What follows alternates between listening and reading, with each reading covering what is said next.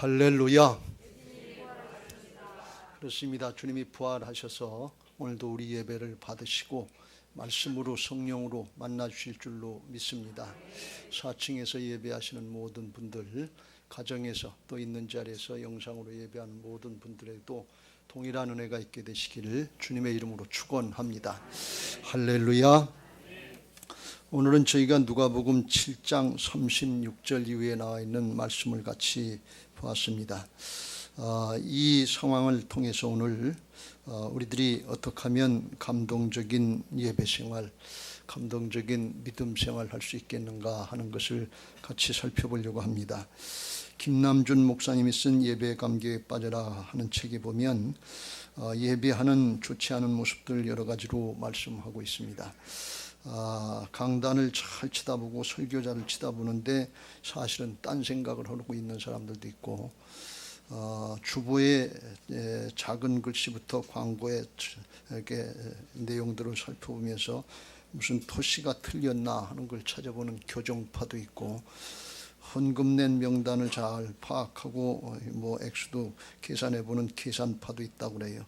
우리 교회는 헌금 액수는 기록을 안 합니다. 그래서 그런 사람들도 있고, 졸려서 휴식을 좀 취하려고 하는 수면파도 있고, 수시로 시계를 보면서 시간을 재는 시간파도 있고, 또 옆 사람하고 쪽지르다가 대화를 하는 쪽지파도 있고, 오늘날은 핸드폰 가지고 문자 메시지로다가 대화하는 그런 파도 있고, 예배 후에 어디 갈 일, 회의할 일, 그런 나중을 생각하는 미래파도 있고, 성경 읽으면서 설교 시간에 자기 경건을 찾는 경건파도 있고 그렇다고 그래요.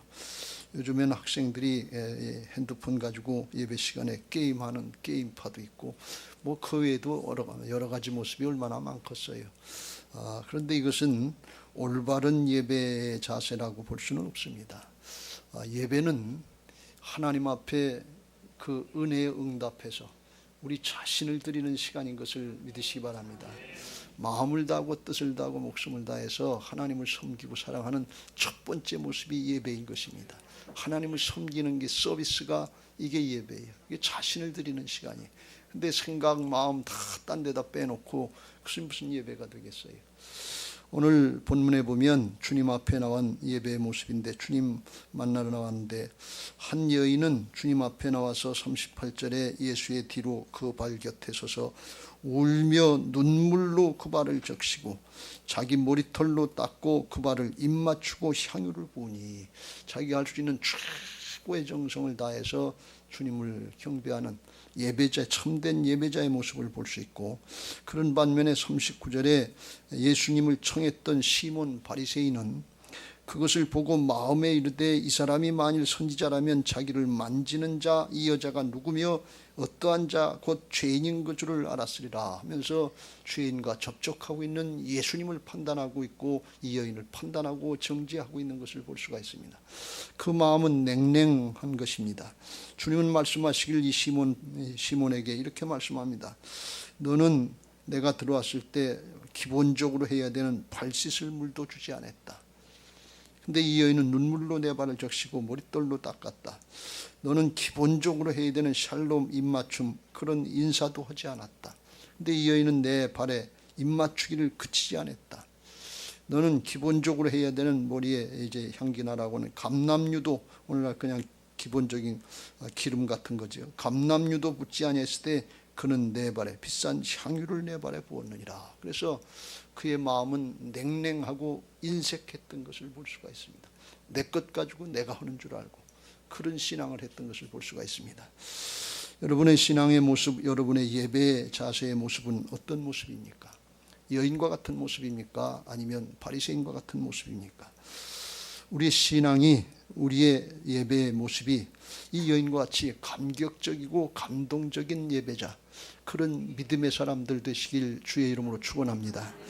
어떻게 하면 우리가 그렇게 감동적인 예배를 할 수 있고 감격적인 신앙생활을 할 수 있을까요?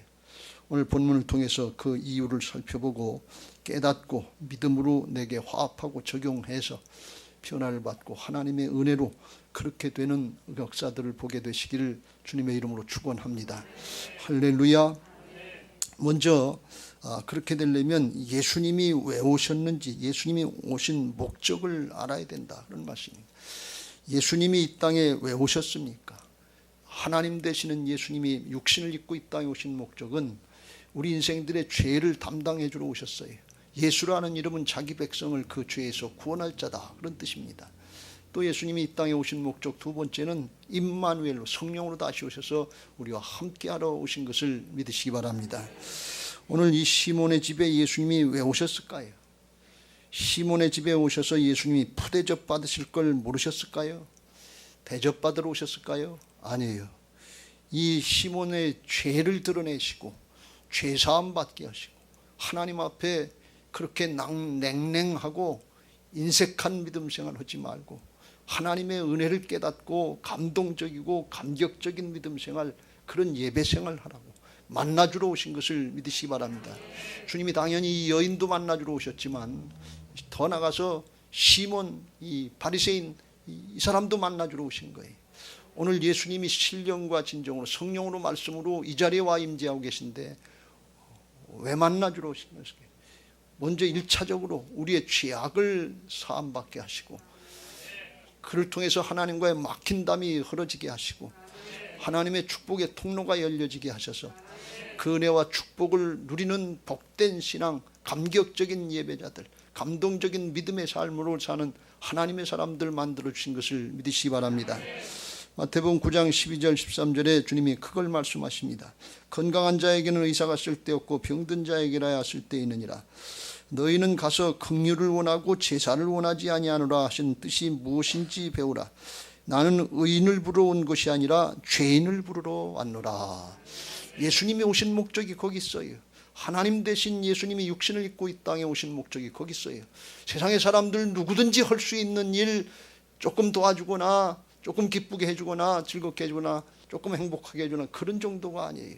하나님만이 하실 수 있는 일, 죄 없으신 예수님만이 하실 수 있는 일, 십자가에서 우리의 죄를 담당해 주시고 죄악으로 막힌 담을 흘러주셔서 하나님의 자녀들로, 하나님의 백성들로 하나님의 놀라운 은혜와 축복들 누리면서 에덴에서 뺏겼던 그 삶을 회복시켜 주러 오신 것을 믿으시기 바랍니다. 내가 긍휼을 원하고 불쌍히 여기셔서 오셨다는 거예요. 제사를 원하지 아니하노라. 제사는 하나님 앞에 드리는 것인데 제사함 받기 위해서 드리는 게 구약의 제사예요. 다른 목적이 거기 더 있을 수 없어요. 그 다음에 그런 것. 그런데 하나님 앞에 우리가 나와서 예배하면서 죄를 고백하고 죄를 사함받고 죄악을 해결받고 죄사함받고 막힌 담이 흐려져서 하나님의 영으로 충만해져서 하나님의 역사를 보는 그런 예배가 아니라면 헛된 예배라는 것입니다. 하나님이 다른 예배들 안 받으신다는 거예요. 성전 뜰만 밟고 가는 형식적인 예배, 외식적인 예배로 끝난다는 거예요. 오늘 우리가 이 사실을 잘 깨달아야 될 줄로 믿습니다. 예수님이 왜 오셨는가? 예수님이 바리새인의 집에 왜 오셨는가?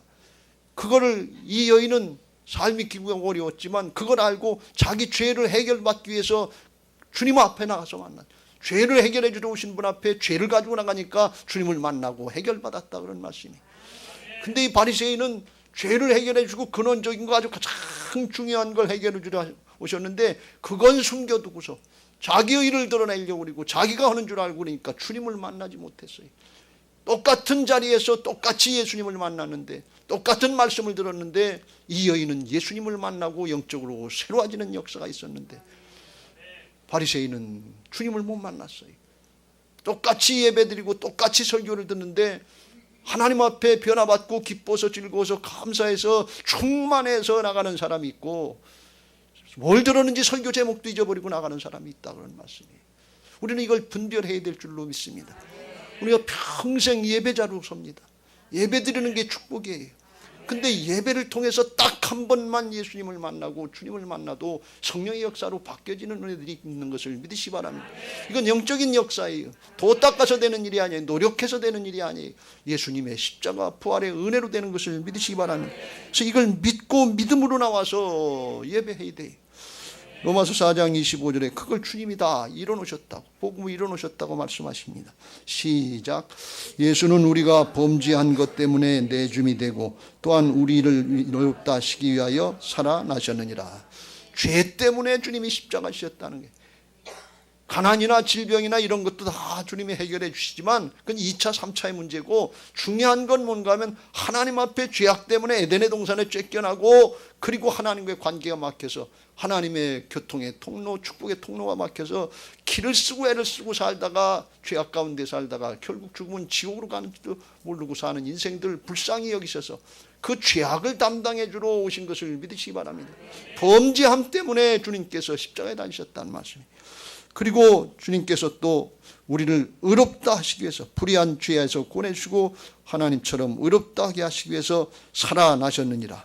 그래서 죄악 가운데 살면서 사는 사람들의 특징이 뭔가 하면 죽으면 끝나는 줄 알아요. 이 세상이 다인 줄 알아요. 그런데 주님이 살아나셔서 죽음이 끝이 아니다 그런 말씀. 이 세상이 끝이 아니다.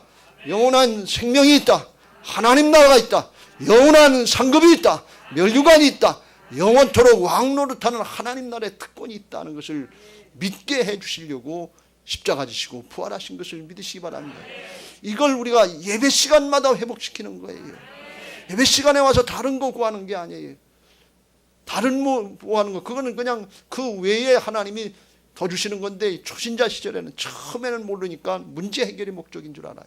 근데 나중에는 그게 아니고 우리의 죄악이 바뀌어질 때 심령이 바뀌어지고 새 사람 되고 기뻐서 즐거워서 행복한 믿음 생활 하게 하실 줄로 믿습니다.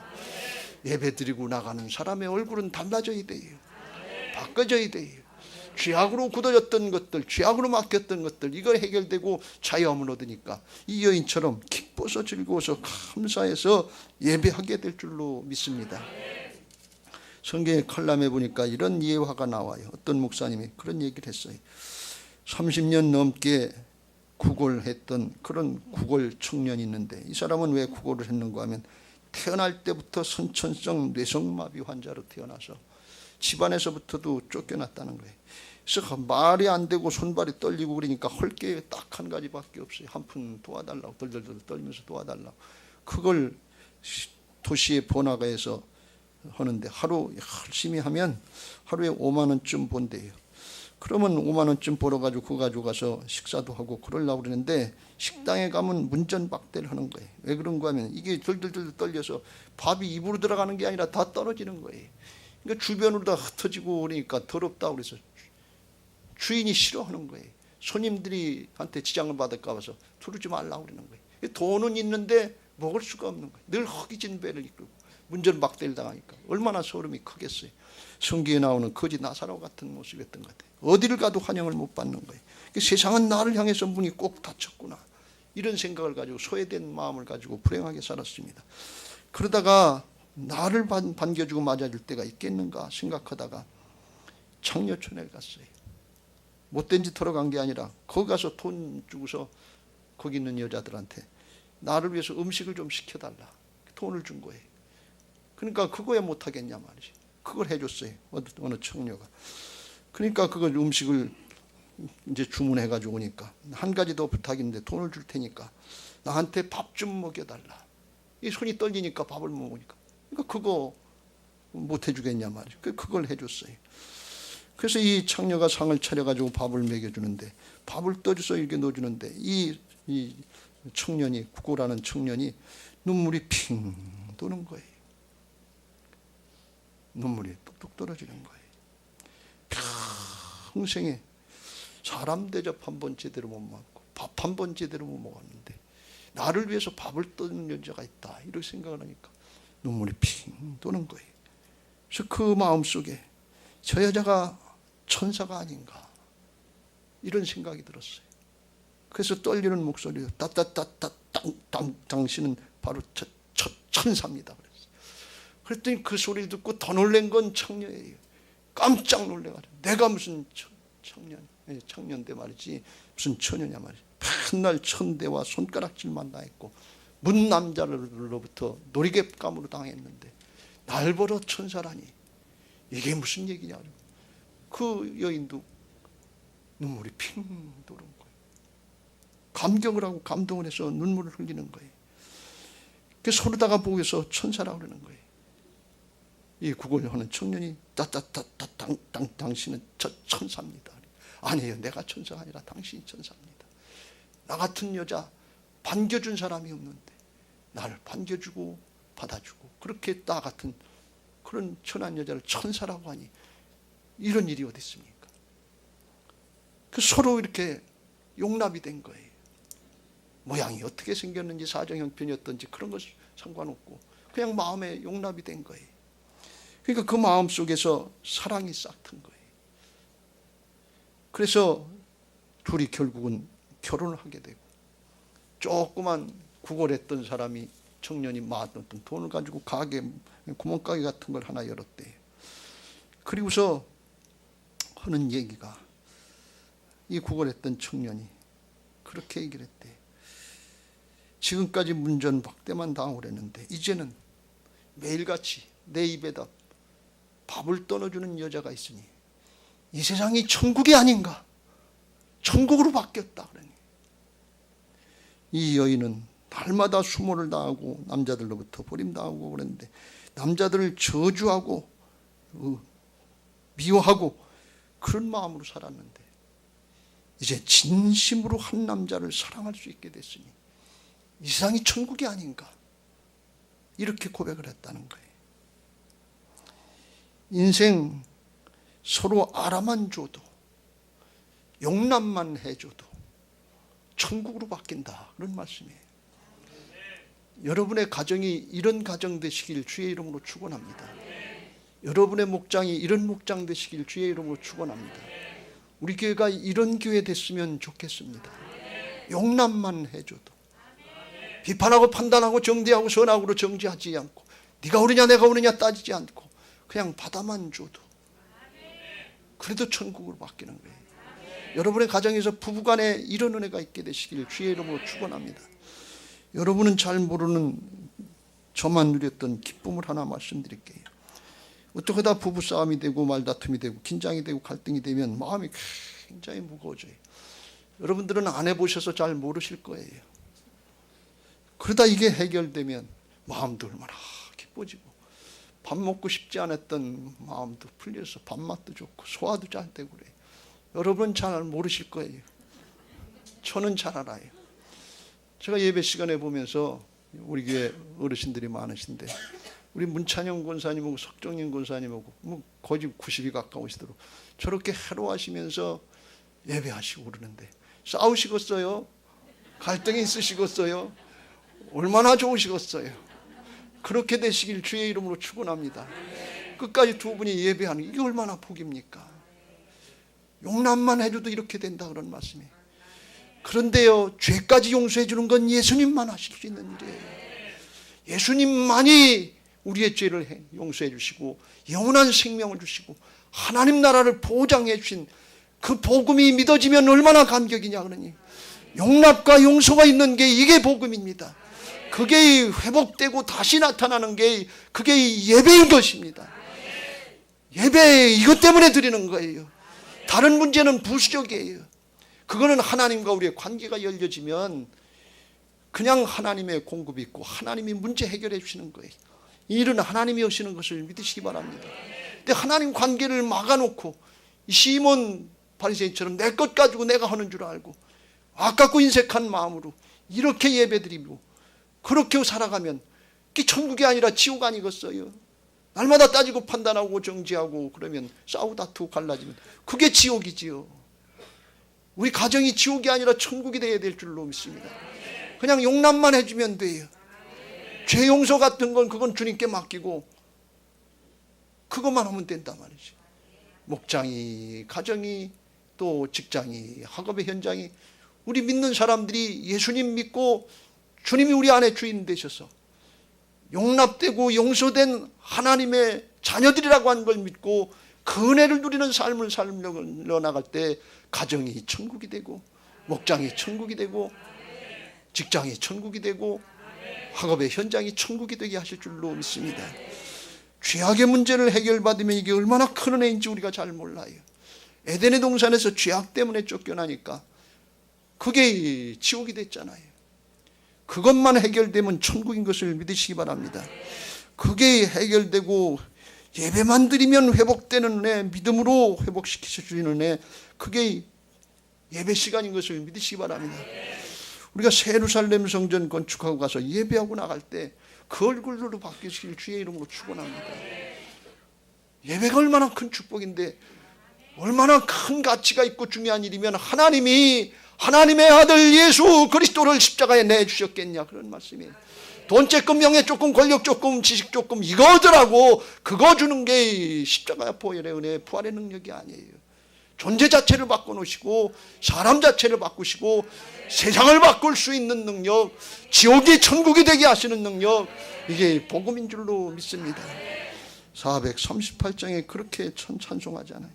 내 영혼이 은총 입어 중한 죄짐 벗고 보니 슬픔 많은 이 세상도 천국으로 화도 담게 할렐루야 찬양하세.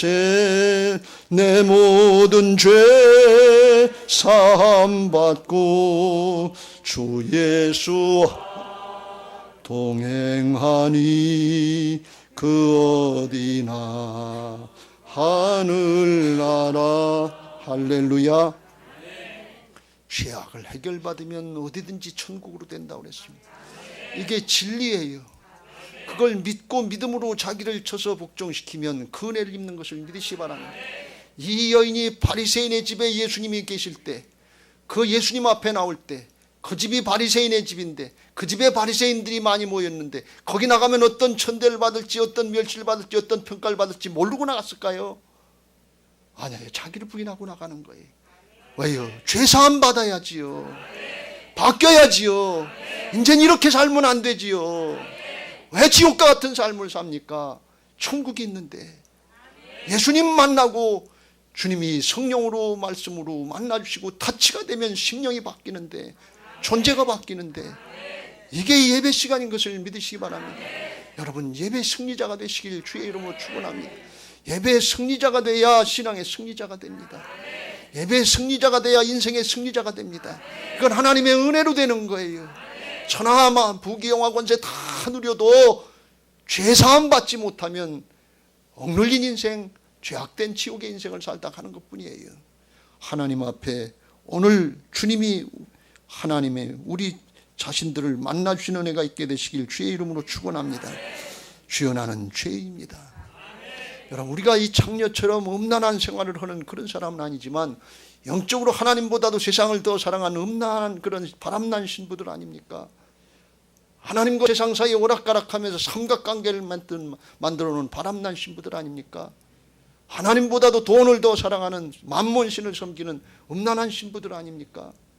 이 여인을 잘못됐다고 할 게 아니라 우리가 내가 죄입니다 하면서 하나님 앞에 나와서 회개하고, 지난주에 말씀드린 것처럼 영적인 도피성이 되는 예수님께로 나오기만 하면, 중심으로 나와서 고백하기만 하면 주님이 받으시고 십자가 보혈로 씻어주시고 성령으로 새롭게 하셔서 기뻐서 즐거워서 감사해 살게 하는데, 나만 그런 것이 아니라 우리 가족들에게도 그런 역사가 나타나게, 주변의 사람들에게 나타나게 하셔서 하나님의 역사를 보게 하실 줄로 믿습니다.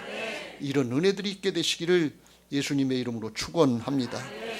그리고 더 나가서 그걸로 끝나지 않고 감동적인 믿음 생활을 하게 하시는데, 그게 뭔가 은혜 받은 자의 은혜를 누리게 하시고, 복음의 역사, 생명의 역사, 사람을 살리는 역사, 영원히 살리는 역사, 가장 가치 있고 보람된 인생을 살게 하시는 것을 믿으시기 바랍니다.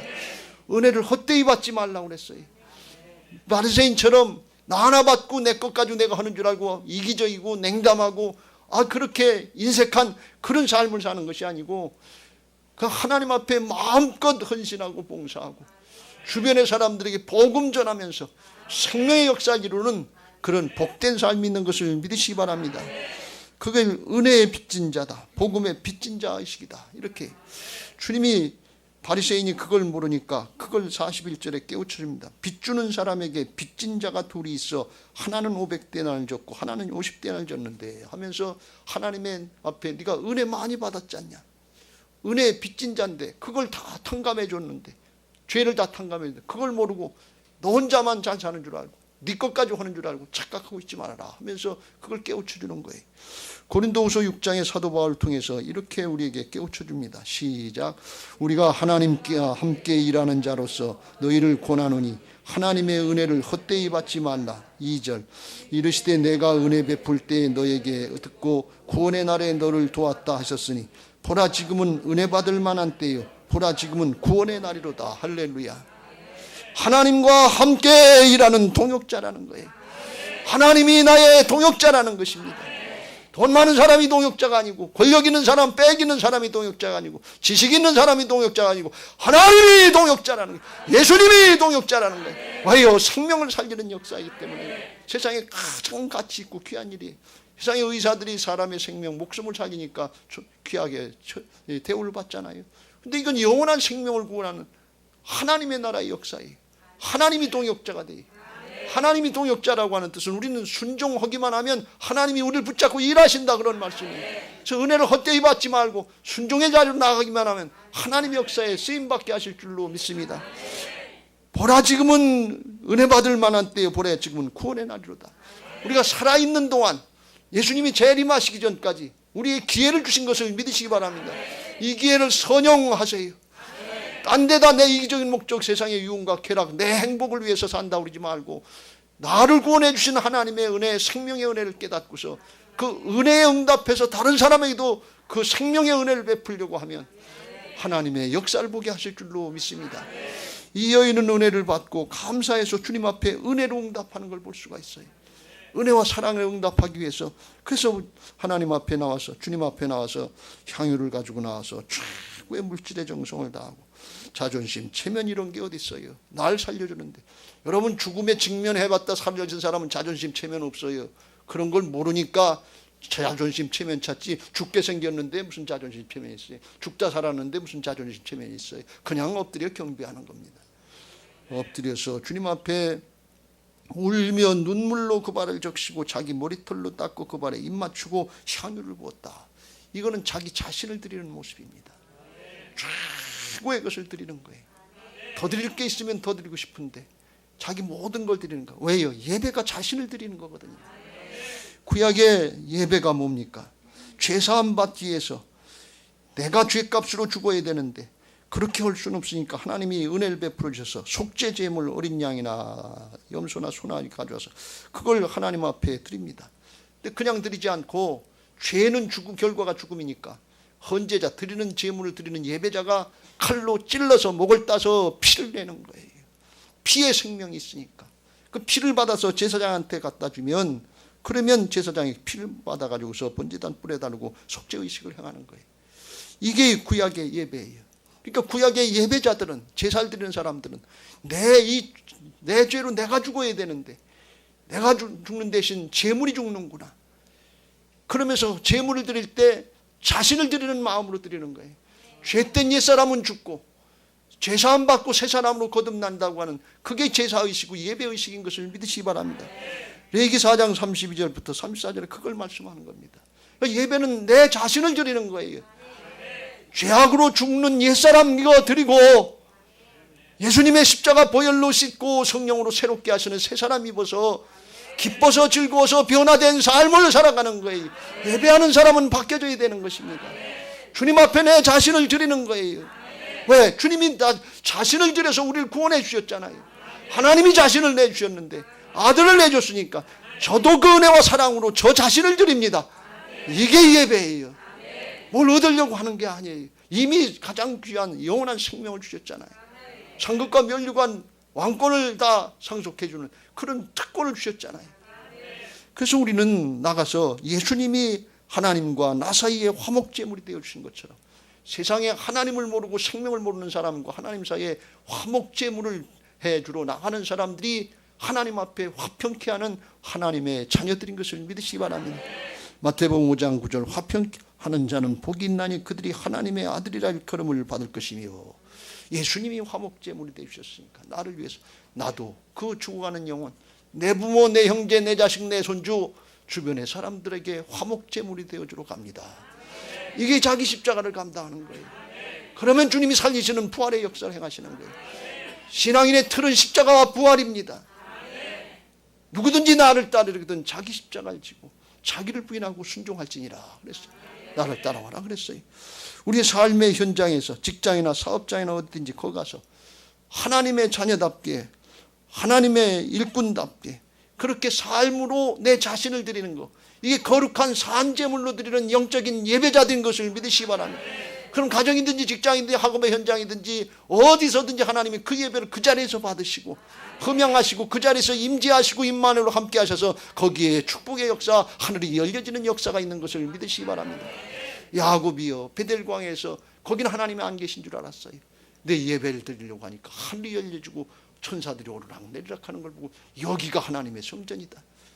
여기서 예배하는 이 빨래골 성전만 성전이 아니고 가정이 성전이 되는 거고 직장이 성전이 되는 것이고 사업장이 성전이 되는 것이고 학업의 현장이 성전이 되는 영적인 예배자들이 되게 하시는 것을 믿으시기 바랍니다. 뭘로요? 은혜를 받고 사랑을 받았으니까 은혜와 사랑으로 응답하려고 할 때 이런 예배자들 되게 하시는 거예요. 로마서 12장 1절 시작. 그러므로 형제들아 내가 하나님의 모든 자비하심으로 너희를 권하노니 너희 몸을 하나님이 기뻐하시는 거룩한 산 제물로 드리라. 이는 너희가 드릴 영적 예배니라. 할렐루야. 자신을 드리는 예배자들, 예배의 승리자들 되시길 주의 이름으로 축원합니다. 이 은혜를 받은 사람만 죄사함 받고 은혜를 깨달은 사람만 이렇게 할 수 있어요. 바리새인처럼 은혜를 깨닫지 못하고 자기 것 가지고 자기가 하는 줄 알고 자기 의를 드러내려고 하는 사람 죽었다 깨나도 이게 안 돼요. 아깝고 인색한 마음, 냉담한 마음, 그것으로 평생 끝나고 말아요. 얼마나 불행한 거냐 그러니. 기왕이면 은혜를 충만히 받고 죄사함 받고서 기뻐서 즐거워서 성령의 감동 가운데 주변의 사람들에게, 가족들에게, 일가 친척들에게, 주변의 사람들에게 은혜를 나누면서 이 역사에 적극적으로 쓰임 받으시길 주의 이름으로 축원합니다. 누가 그랬느냐? 자기 자신을 초월하고 문제를 초월하는 복음 전도자가 되게 하신 사마리아 여인이 그런 은혜를 누렸어요. 그걸 깨달고 누리려고 그러면 성령께서 역사하시는 거예요. 근데 이게 마땅한 도리인데 그걸 안 하려고 그러면 예수님이 오늘 이 시몬 갖다가 바리새인을 책망하신 것처럼 깨우쳐 주시는 거예요. 마태복음 18장에도 1만 달란트를 탕감받은 죄악을 탕감받고 그리고 구원받은 그런 우리 같은 존재들에게 100데나리온 빚진 자, 우리에게 뭐 조금 잘못한 사람들, 이거 용서하고 화해하지 못하는, 마땅히 용서하지 못하는 그런 사람이 이렇게 책망합니다. 33절 시작. 내가 너를 불쌍히 여긴 것 같이 너도 내 동료를 불쌍히 여김이 마땅하지 아니야. 내가 너를 은혜와 사랑으로 용서해 줬는데 너도 은혜와 사랑으로 해야 될 거 아니냐. 왜 거기다 선악법을 갖다 대고 잘잘못을 따지고 있냐 그런 얘기. 마땅한 걸 왜 하지 않냐 그런 얘기. 그러면 34절 시작. 죄인이 노하여 그 빚을 다 갚도록 그를 옥졸들에게 넘기니라. 이것은 구원이 취소된다는 그런 말씀이 아니라 그 구원의 감격, 은혜, 감동 이걸 뺏긴다 그런 말씀. 오늘 이 시몬, 바리새인 시몬처럼 구원의 감격을 가지고 신앙을 하는 것이 아니라 냉랭하고 인색하고 평생 그 감옥에 갇혀 있어요. 신앙이 재미가 없어요. 부담이에요. 냉랭해요. 나눌 은혜가 없어요. 가서 나를 만나준 주님을 증거할 게 없어요. 여러분 잘 생각해 보세요. 내 신앙이 시몬 이 바리새인처럼 냉랭하고 인색한 신앙, 물질도 내 거고 돈도 내 거고 시간도 내 거고 모든 관계되는 건 다 내 거고 아깝고 인색한 마음으로 신앙합니까? 아니면 이 여인처럼 내가 바람난 신부 같은 그런 간음한 하나님 앞에 영적인 간음자였는데 나를 용서해 주시고 회복시켜 주고 나를 용납하시고 용서해 주셨으니 기뻐서 즐거워서 감사해서 은혜와 사랑으로 응답합니다. 이런 신앙생활 합니까? 우리 대부분의 모습은 불행하게도 바리새인 시몬 같은 모습 아닙니까? 누구한테?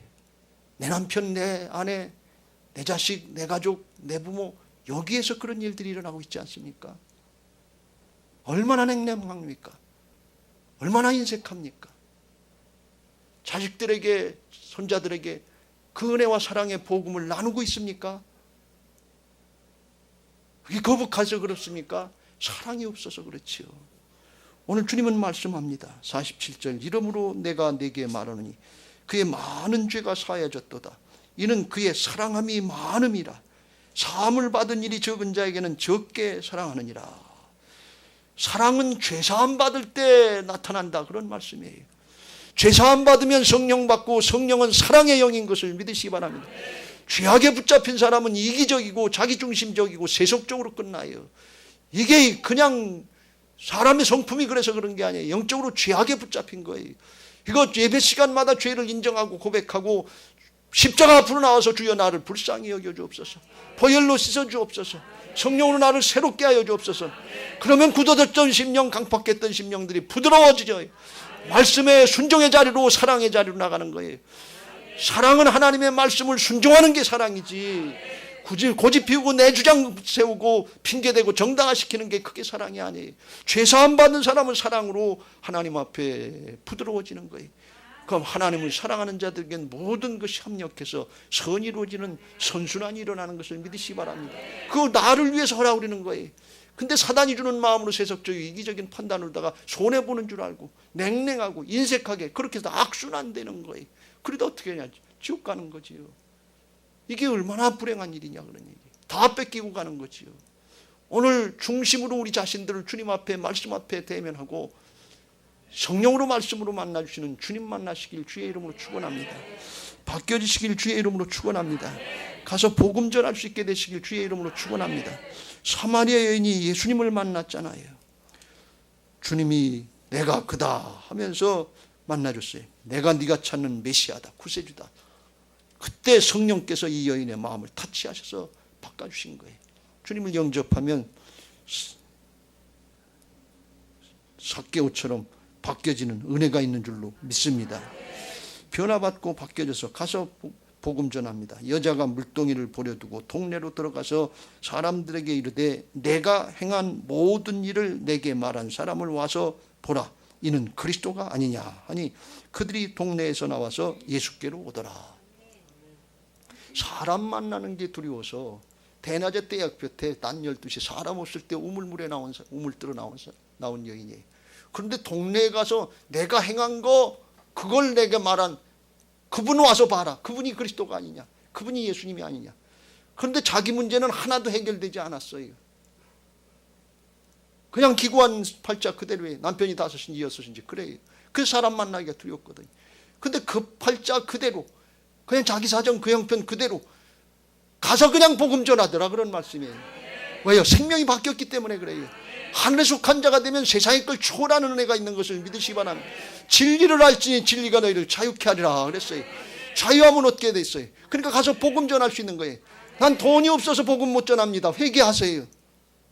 난 지식이 없어서 복음 전하지 못합니다. 회개하세요. 나는 뭐 품위가 없고 권력이 없고 명예가 없고 뭐 이거 없어서 못합니다. 그런 것 때문에 상관없다 그러니 나를 죄사함 받게 하시고 새 사람 만들어 주신 그걸 가서 증거해 주면 돼요. 나를 만나 주신 예수님을 증거하는 거예요. 돈을 증거하는 게 아니야, 명예를 증거하는 게 아니야, 권력을 증거하는 게 아니야, 소유를 증거하는 것이 아니라 존재를 증거하는 것입니다. 이렇게까지 바꿔주시는 게 주님의 죄사함의 능력인 것을 믿으시기 바랍니다. 이거는 다 잊어버리고 뭘 안 줘서, 문제 해결을 안 해줘서, 부족해서 모자라서 그러는 걸로 우리들은 착각하고 그거 달라고 그러고 그것 때문에 얼마나 불평하는데 그건 바른 신앙이 아니에요. 예배 시간에 오늘 복음이 전포되고 있어요. 예수님의 십자가 보혈이면 다 됩니다. 부활의 능력이면 됩니다. 복음이면 다 됩니다. 모든 문제의 근원이 되는 죄악의 문제를 예수님이 싹 다 해결해 주신 것을 믿으시기 바랍니다. 그 은혜를 누리는 복된 신앙들 되시길 주의 이름으로 축원합니다. 이제 말씀을 마무리합니다. 여러분 부활신앙으로 감동적인 신앙하시길 주의 이름으로 축원합니다. 나는 죽고 내 안에 예수님이 주인 되신 걸 믿고 따르는 부활신앙이 되면 주님이 우리 통해서 행하실 줄로 믿습니다. 어떤 은혜, 하나님 나라의 은혜는 세상의 건하는 반대가 되는 역설적인 하나님 나라 은혜를 누리시길 주의 이름으로 축원합니다. 오늘 본문의 말씀에 보면 이 여인의 처지와 바리새인 시몬의 처지는 천지 차이예요. 신분이나 소유나 뭐나 다 그래요. 그런데 오늘 결과를 보면 이 여인은 예수님 말씀으로 성령으로 주님 만나고 변화받고 참 더 기뻐서 즐거워서 행복하게 신앙하는 그런 모습으로 바뀌어졌어요. 그의 평생이 바뀌었어요. 근데 시몬 이 바리새인은 자기 거 가지고 자기가 하는 줄 알고 아깝고 인색한 마음, 냉담한 마음, 자기 감옥에 갇혀서, 자기 기분, 자기 감정의 감옥, 자기 판단의 감옥에 갇혀서 평생에 힘들고 어렵게 살았단 말이죠. 그렇게 살지 말고 하나님의 은혜를 누리시길 주의 이름으로 축원합니다. 어렵고 힘들다고 그걸 못 누리는 게 아니에요. 삶이 지금 어렵고 힘든 때가 됐지만 그렇다고 하나님의 은혜가 없고 복음의 능력이 안 나타나는 게 아니다, 그런 말씀이에요. 야고보서 2장 5절 말씀에 그런 말씀이에요. 하나님이 가난한 자들에겐 믿음으로 부여하게 하셔서 믿어지게 하신다는 거예요. 진짜 가난하고 의지할 게 없고 붙잡을 게 없으면 하나님밖에 없잖아요. 저절로 그렇게 돼요. 믿음이 부여하게 하셔서 하나님을 사랑하게 하시고 말씀 따라가게 하시고 하나님 나라를 상속하게 하시는 것을 믿으시기 바랍니다. 이게 역설적인 은혜예요. 세상에 뭐 조금 있다고 그게 은혜가 아니에요. 중심이 바뀌고 하나님 앞에 기뻐지고 감사한 이런 하나님 나라의 감동적인 은혜들을 누리게 되시길 주의 이름으로 축원합니다. 어렵고 힘들지만 하나님은 그 환난을 통해서 인내를 만들어내시고 로마서 5장에 인내는 연단 우리의 성품을 바꿔주고 신앙을 성숙하게 하시고 신앙이 성숙하게 하시면 하나님만 바라보고 믿어지고 하나님이 기대가 되는 소망을 갖게 하셔서 그 소망을 부끄럽게 하나님을 바라보는 사람은 그 소망 부끄럽게 안 하십니다. 그래서 성령으로 말미암아서 하나님이 은혜를 주시는데 사랑을 주시는 거예요. 성령 부어주시는 게 사랑을 부어주시는 거예요. 그럼 심령도 바뀌어서 기쁘고 즐거워지지만 하나님의 사랑 부어지면 하나님 사랑이 되는 거예요. 하나님 사랑이 된다는 건 그냥 순종의 자리로 나갈 수 있다는 거예요. 하나님을 사랑하는 자, 그 뜻대로 부르심을 받은 자들에겐 모든 것이 그래서 합력해서 선이 이루어져서 선순환되는 역사가 있게 되는 것을 믿으시기 바랍니다. 그 사랑 부어진 거예요. 요셉은 구약의 요셉은 어렵고 힘들고 별 어려움 당했지만 하나님의 사랑을 부어주니까 다 인내하게 하시고 점점 믿음으로 선순환되게 하셔서 애굽의 총리가 되게 하시고 실권자가 되게 하시고 하나님의 구원의 역사에 쓰임받게 하신 줄로 믿습니다. 그거 주님이 하시는 걸 믿으시기 바랍니다. 지금 사정형편 있다고 그 핑계 대지 말고 나부터 주님 앞에 회개하고 돌이키면 하나님이 성령으로 역사하셔서 영적으로 터치하시고 변화시켜 주셔서 하나님이 이루시는 하나님의 역사를 보게 하실 줄로 믿습니다. 그래서 복음의 빚을 갚는 복된 신앙들 되시길 주의 이름으로 축원합니다. 복음의 빚을 갚으면서 한 생명 한 생명 구원하는 역사, 내 부모, 내 형제, 내 자식들, 주변의 일가 친척들, 이웃들 구원하고 돌아오는 역사가 있으면 얼마나 감동적이겠어요. 얼마나 기쁘고 즐겁겠어요. 이 생명의 은혜를 받은 사람은 이게 얼마나 귀한 줄 알아요. 자기 목숨 귀한 줄 알면서 영원한 생명 귀한 줄 모른다면 믿음의 생활이 아니에요. 그건 영원한 생명을 얻었는지 다시 한번 점검해 보세요. 사도 바울은 복음의 빚진 자라고 이렇게 고백합니다. 이게 다 우리의 고백이 되길 바라면서 같이 읽겠습니다. 시작. 헬라인이나 야만인이나 지혜 있는 자나 어리석은 자에게 다 내가 빚진 자라. 15절. 그러므로 나는 할 수 있는 대로 로마에 있는 너희에게도 복음 전하기를 원하노라. 주가는 영원 바라보면서 복음의 빚진 자, 은혜의 빚진 자, 그걸 감당해야 돼. 하나님이 동역자 아닙니까? 하나님이 동역자로 일해 주시려고 하시는데 버티고 서 있는 그 심보는 뭡니까? 그 심정은 뭡니까? 하나님을 거역하는 거 아니겠어요? 그러면서 하나님 앞에 우리가 순종의 삶을 산다고 이렇게 얘기할 수 있겠어요? 어느 날 제가 기도하는데 하나님께서 이 말씀을 생각나게 하셨어요. 건축재정 30억인데 그거 걱정하지 말고 복음의 빚을 갚아라. 물질의 빚은 내가 할 테니까 넌 복음의 빚을 갚아라. 우리 성도님들이 진짜 가족들에게로부터 시작해서 복음의 빚을 갚으려고 그러면 30억, 300억인들 안 되겠어요? 하나님이 하시는 역사예요. 이게 영적인 역사예요. 물질로 비유해서 죄송합니다만 하나님이 천지 만물을 만드신 다스리는 전능자 아니십니까? 주님이 우리에게 이렇게 말씀합니다. 마태복음 6장 31절에 뭘 먹을까 뭘 마실까 뭘 입을까 염려하지 말라. 이는 다 이방인들이 구하는 것이라. 너희 하늘 아버지께서 이 모든 것이 너희에게 있어야 할 줄을 아시느니라. 33절 시작. 그런즉 너희는 먼저 그의 나라와 그의 의를 구하라.